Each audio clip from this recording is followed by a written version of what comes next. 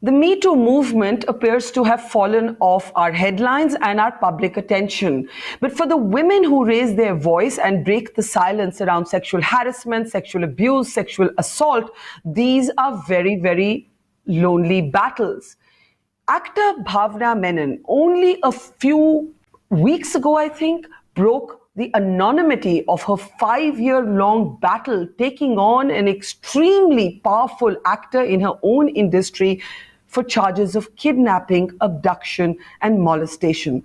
And in her Instagram post, she actually wrote that she had finally gone from being a victim to a survivor.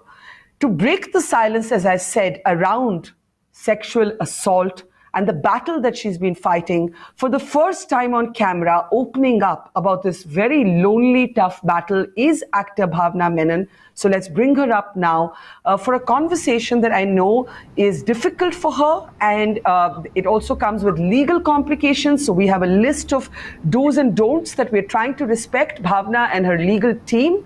And within that framework, we're going to try and make you as comfortable as we can, Bhavana, and try and enable this conversation by creating a safe space for you to express yourself. So thank you for agreeing to share your journey and what happened with you.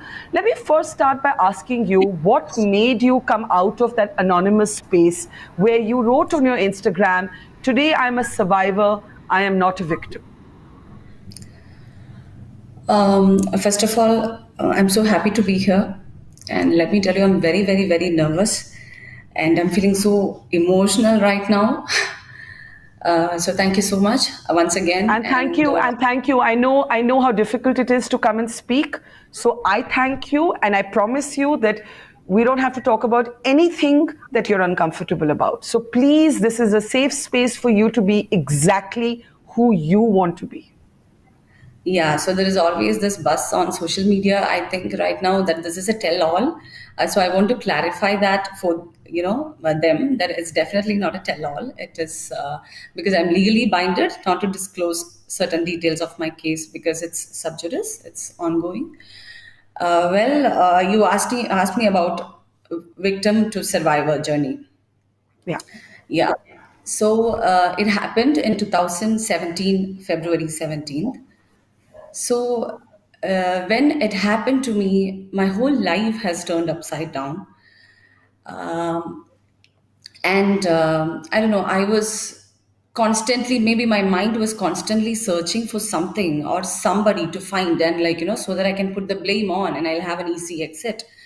Because it was like a constant chaos in my mind, that why did it happen, and why me, and so many questions. And so I started finding, I was constantly searching for something to put the blame on so that I'll feel good, maybe. So for instance, I was thinking that I lost my father in 2015. So for instance, I was thinking, maybe if he was alive, this wouldn't have happened to me.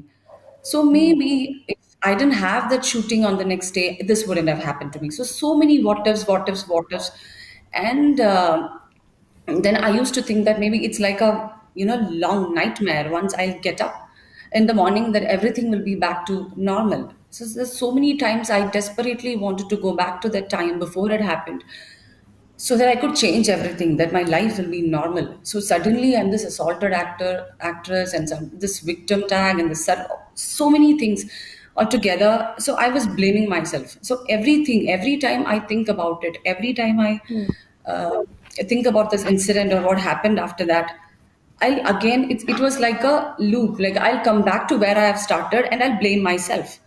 So I was thinking, yeah, it happened to me. It's my fault.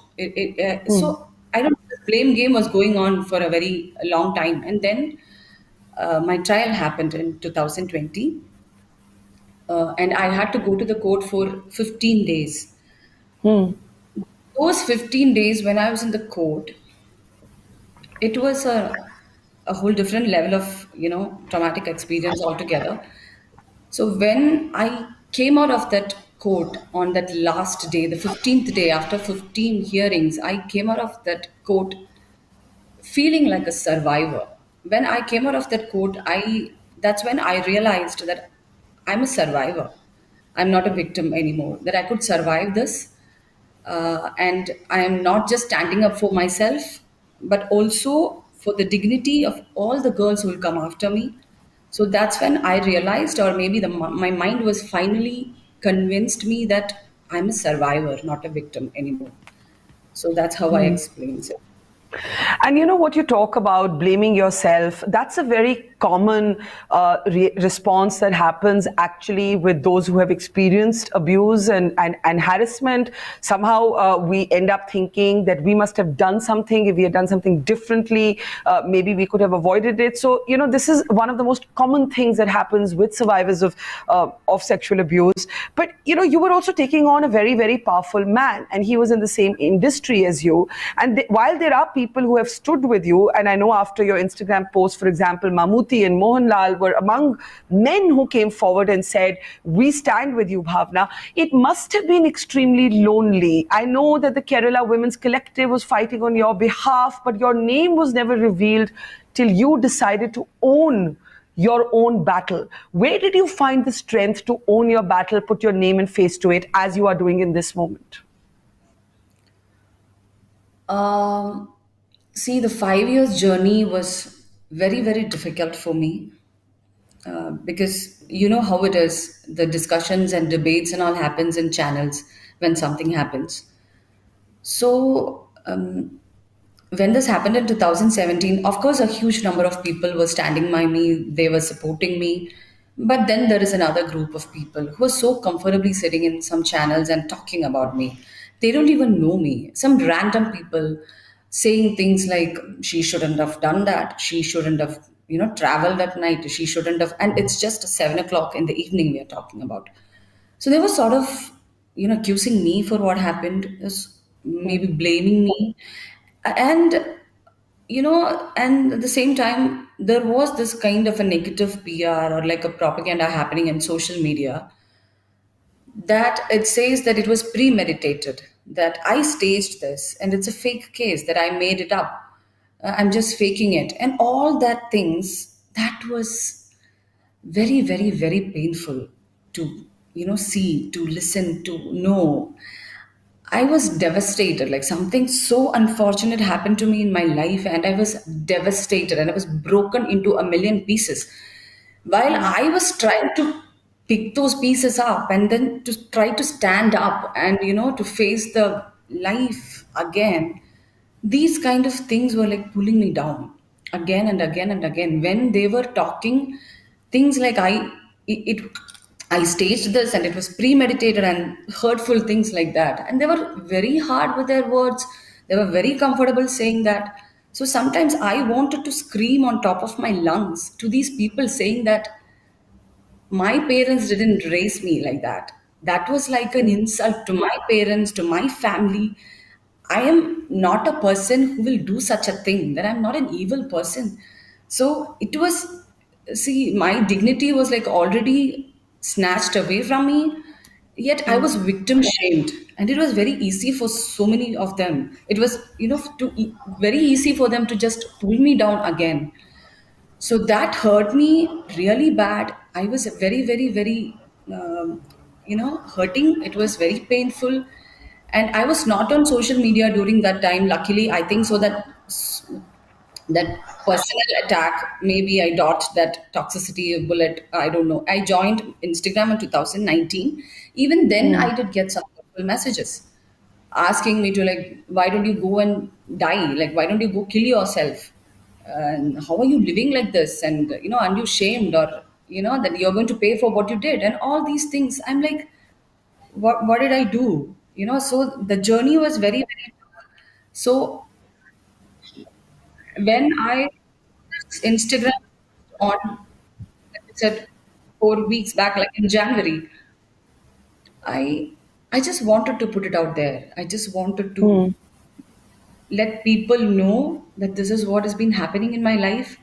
And I'm so grateful for those who stood by me. And when I put it out there, it was very, very, very cathartic. Yeah, you brought up how you toxic trolling. You were called effectively a liar, that you made up the story. You were not abused, and I can't imagine what that would have felt like. And again, to explain to our audience, for legal reasons, you're not naming the actor against whom you've leveled the charges, and you've asked us also to do the same. But of course, everybody knows this case. And my question to you is, you are taking on an extremely powerful person in court. Where are you drawing your strength from? And are you feeling some days, oh my God, why did I do this? What I mean by that is, sometimes women in the old days used to be advised to keep quiet. I remember when I was a student and I experienced abuse, my faculty members told me that don't bother taking this to court. This was well before Me Too. Nobody's going to believe you. Thankfully, we have moved on well beyond that, but even now, victim shaming takes place. So do you sometimes feel, oh, I wish I hadn't spoken?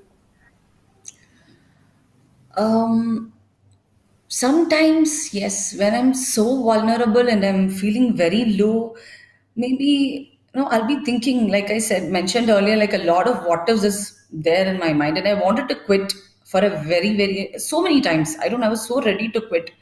I have even told my family, I have even told my friends that, okay, enough. I can't do this anymore. I just want to quit. I don't care. Whatever happens, let it happen. I don't know. I just want to come out of it. I want to have a normal life. So, yes, I have thought about it. So what keeps you going? I think it's my will that I should fight and I should prove that I didn't do anything wrong, that I'm innocent, to prove my innocence. Like I said, my dignity is shredded to a million pieces. I want to get it back. So I want to prove. So it's definitely, and my family and my friends and so many people, like you said, WCC, like so many of them have been standing by me. That's like the strength, that courage they give me is enormous, which I can't even put in words. So my will, ultimately, it's like, okay, I've gone through this. I don't know. I had to endure what I had to endure, but then let me fight. Let me prove that I didn't do anything wrong. What do you feel primarily right now? Is there a sense of hope that you will get this dignity that you feel was shredded into a million pieces? Is there rage, quiet rage?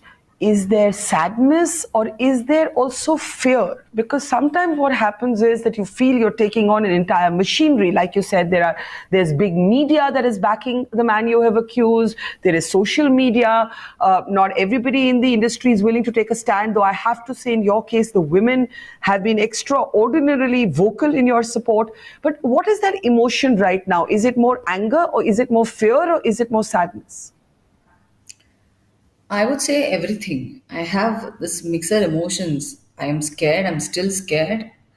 What are you scared I'm of? What are you scared of? like, I don't know about this system and this fighting for justice. It's never easy. So even when I think about it, the trial and everything, I don't know. I have this fear inside me. If you ask me why is that, why is that, I may be, I won't be able to give a proper, precise answer for it. But sometimes I'm really sad. Sometimes I'm so frustrated. Sometimes I'm so, angry and mad. And so everything, I have all these emotions together. I just want to remind our audience that the charges here are so serious that they include kidnapping, abduction, and molestation. But also, Bhavana, the accused in this case, a very, very famous actor, has, of course, is fighting it in court, and has, for legal reasons, we also have to say that he's denied it. What my question to you is, other people in your industry, women who have spoken out about their Me Too experiences, have sometimes been denied work. Chinmay Sripada, for example, whom I've interviewed several times, spoke about how she wouldn't get work anymore. Have you had consequences for your work, for your professional trajectory, ever since you have decided to take this actor on and call him out? Have you had to pay professionally?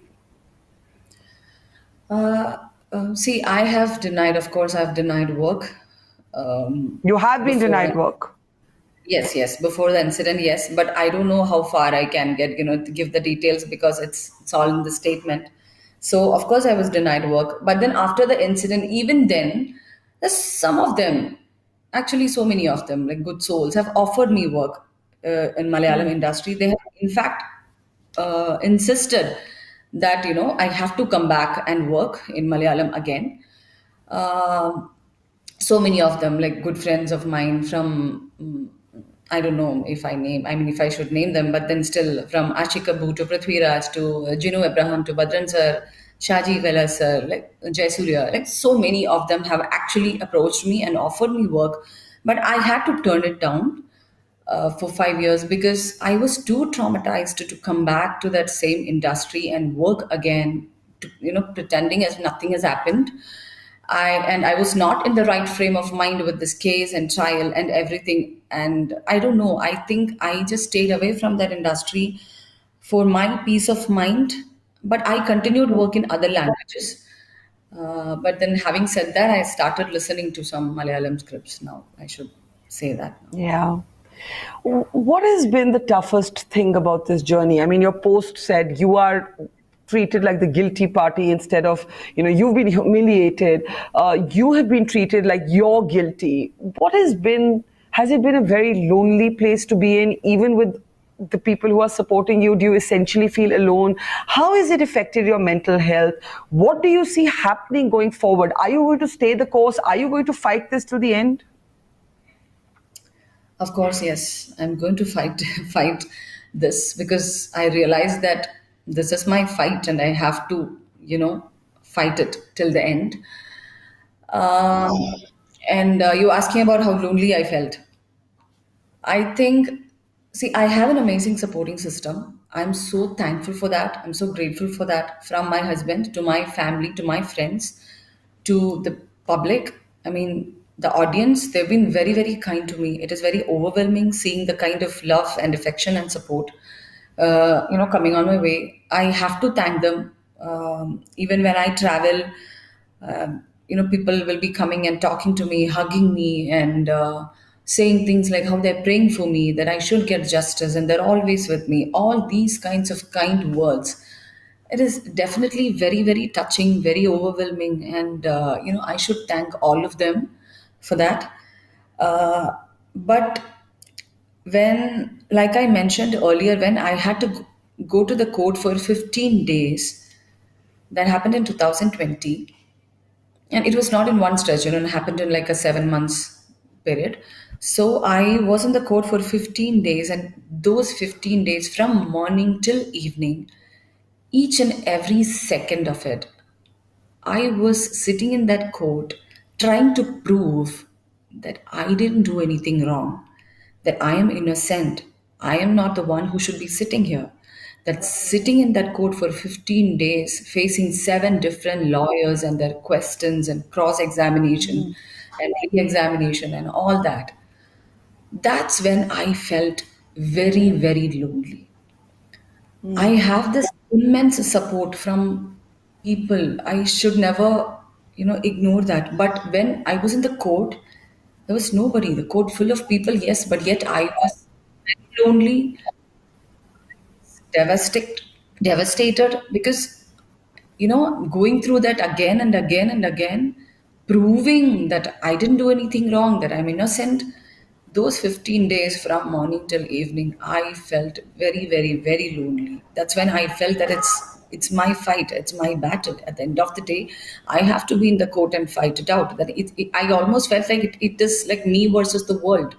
I was fighting it. So that's when I felt very, very lonely. Apart from that, I should thank my family, my friends, and the people out there for their incredible support. Yeah. How do you deal with the toxicity? Because you're right that when we announced that you would be a speaker, there were many people who really want to hear you. But of course, there were the usual trolls who, as you said, have in the past accused you of falsifying these allegations. When you read these things on social media, when you hear them, are you able to ignore them, or do they really get under your skin? Um, Of course, I try to ignore because I told you how I dealt with it for past 5 years. So now I'm in like, okay, ignore. If that gives them some happiness. Okay, let them do or write or say whatever they want, because I can't make everyone happy. I can't convince everyone that okay, this is what happened, so they will believe what they want to believe. I know that my conscience is clear. I know my family and the people who know me, everyone knows that, from, I'm coming from. So right now, I think the best way to just ignore it. So now I'm like, okay, if they're telling something, if they're trying to pull me down again, if that's what makes them happy, let them do. That's their life, their choice, their mindset. But I'm just going to ignore it. Good for you. Do you know that a lot of perpetrators of sexual harassment, they get normalized, they get socially rehabilitated, they get professionally rehabilitated, they rarely get punished. When you see that happening with the person you have accused, where do you draw the strength from to keep going? Because the fact is that it is very difficult in our world to actually lead to somebody, someone who's the perpetrator or the alleged perpetrator actually gets rehabilitated, gets normalized. So how are you dealing with seeing that happen? It is very sad. It is that makes me angry, like every other person in this country, like, who want Yeah. justice to be done. It makes me very, very angry. But, in court, I think in front of the judiciary, just proof matters, no emotions, no bonding, or the human life, or what they lost, or just the proof. So I don't know how to put it. It makes me very, very angry and very sad. And the strength I get from is, um, I don't know. Sometimes it's not that every day I'll feel very empowered and, very ready to fight it and all that.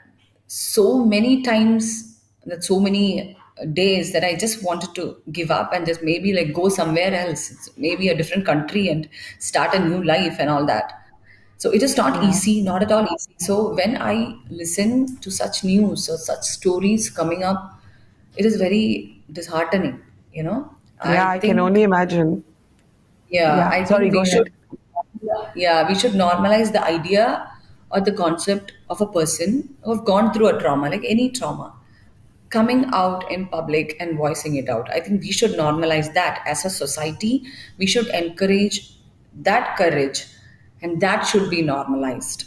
That's what I feel. Absolutely. Absolutely. A last question to you. What would you say to other women who have, like you, dared to speak up and are also fighting lonely battles, long legal battles, facing toxicity? What would you say to women hearing this today who are also either silent and have not yet broken the silence? It took you 5 years, or are fighting these very, very difficult battles? Yeah. So, see, I had this blaming phase in my life after the incident. Then the trial Yeah. happened. Then, after that, now there is this voice in my head. It kept saying that you did the right thing, that you didn't do anything bad. You did the right thing. So, it is there actually. When I read something or when I say something, when something is not in our favor, I always think like that, okay, I didn't do anything wrong. I did the right thing. So I was saddened and shocked and amazed seeing the number of response and messages I received from women across the world, across the Yeah. country. They have the kind of trauma they have gone through, some of the other trauma they have gone through in their lives. It is horrifying. It is so sad to read it.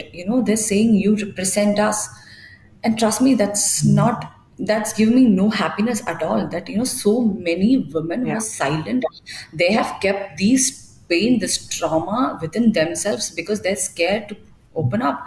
They're scared, this might affect their life, this might affect their happiness, career, their profession, their mental peace, everything. But living with it is horrifying. I cannot even imagine. If I think like, what if I didn't say it? What if I didn't file a complaint? What would have happened to my life? I think I'll become, I don't know. So that was horrifying to read such messages and response. I felt really, really sad. And if you ask me personally, I will tell you from my journey that I would rather give a very strong fight without worrying the outcome, than seeing such people walk away as if they did nothing wrong. So I'll do Yeah. that. I'll give a strong fight. Yeah, I think that says it all, that you'd rather fight and not worry about where the fight will end than to let, perpetrators of sexual abuse and harassment believe that they can get away with it because everybody's too scared to actually fight the good fight. We wish you luck, Bhavna, and thank you. It has not been an easy conversation for you. It is always difficult. It's always difficult to come out and speak about it, no less on camera with millions of people watching. So thank you very, very, very much for having the courage to break the silence on sexual assault. Take care, and we will continue to follow this case and hope that justice is served. Thank you very much. Thank you so much for making me a wonderful part of this. And thank you so much to you personally for making me extra comfortable and giving me the courage to come in front of the camera and speak. Thank you so much. Thank you, Bhavna. Take care. Thank you. Take care.